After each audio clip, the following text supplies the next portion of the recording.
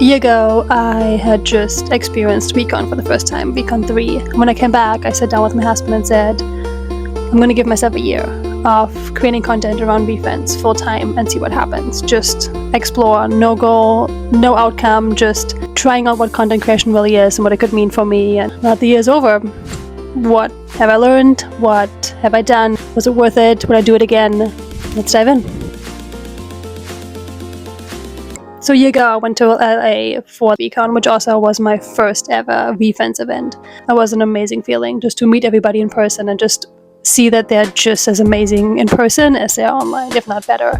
And I definitely came out of the event very motivated and ready to go. Wanting to do more with my life, wanting to do something with what I just learned and experienced. I had dabbled a little bit here and there in content creation and had done a couple videos prior to VeeCon. That's how I think some people knew me, but not full time and not as extensive as I do it now.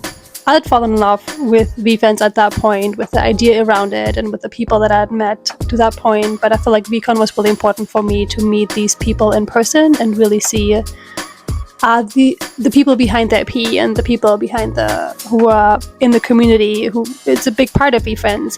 Are they really truly who I think they are? Can I really put myself out there and do this content thing around something that I believe in? Is it really what I think it is?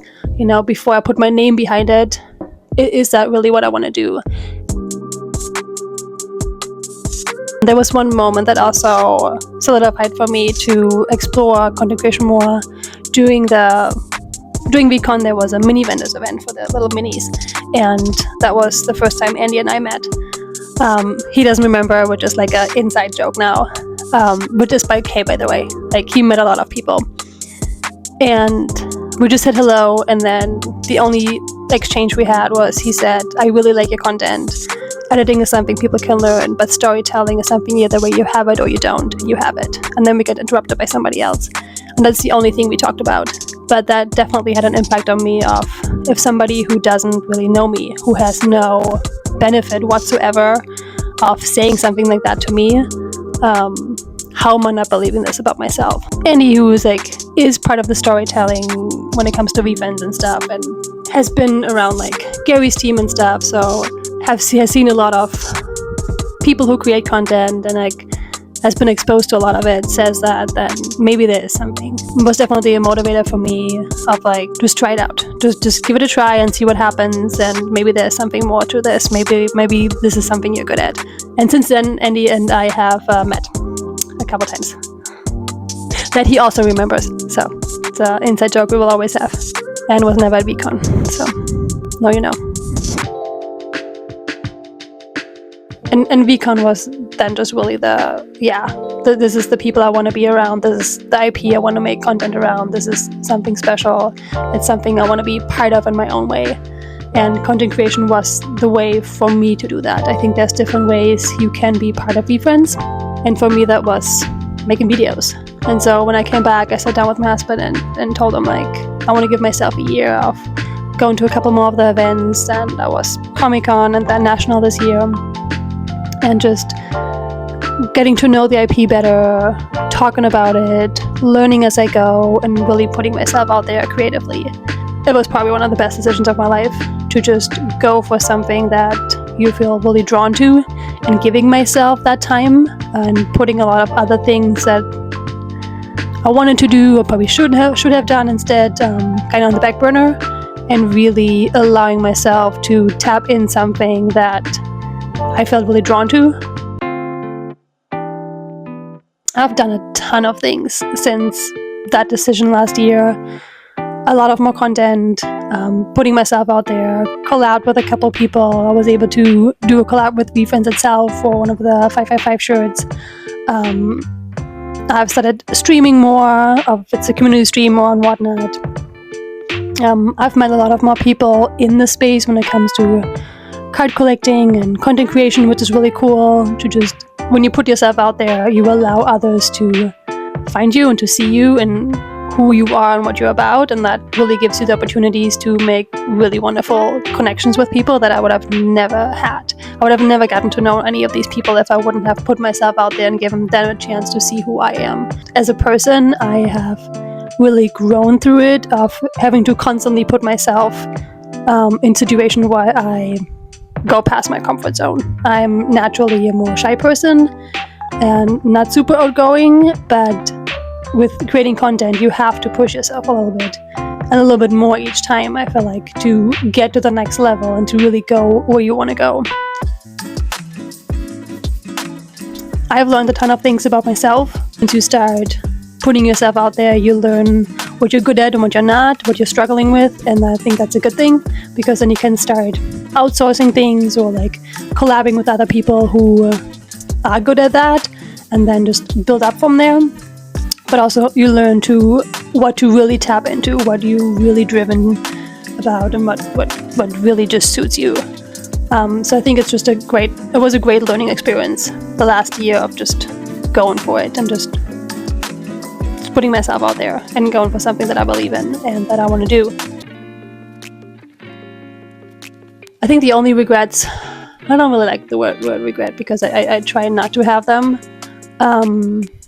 is there's still moments where I stand in my own way and I'm not as outgoing as I would like to be, and haven't missed a couple opportunities of making really great content with other people because I was too afraid to ask, or to ask again, or to push a little harder for something. And I think that's something I'm still learning, but I wouldn't see them as regret. It was more, again, the learning of the things I still need to work on and to get better at.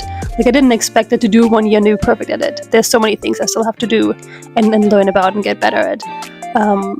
But I can see in that year the progress I've made, like how much more I'm comfortable with it, how much more I'm comfortable like talking in front of the camera and like filming myself in public now. That's still a big thing for me, but it's really given me the opportunity to learn about myself, to grow as a person, but more so to make connections with others. I think that's the best part about this whole journey of I was able, again, because I put myself out there, I gave myself the chance for others to find me that I really needed to meet.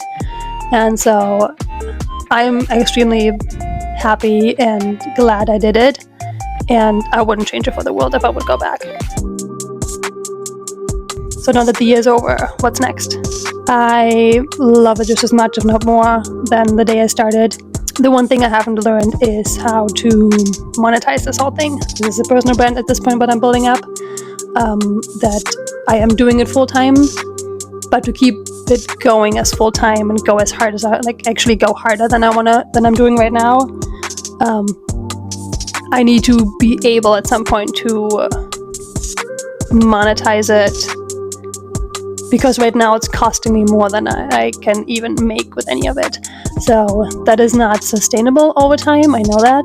I'm also still very small. I know a lot of the content creators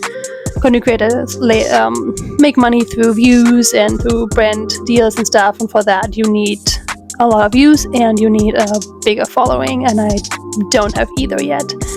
And so I think that's my plan for year 2 of this journey, of learning the things I still need to learn, collabing with more people, hopefully doing a couple more events, because I feel like the in-person events have been extremely valuable for me to meet the right people, to make the right connections and grow in the right directions I need to grow.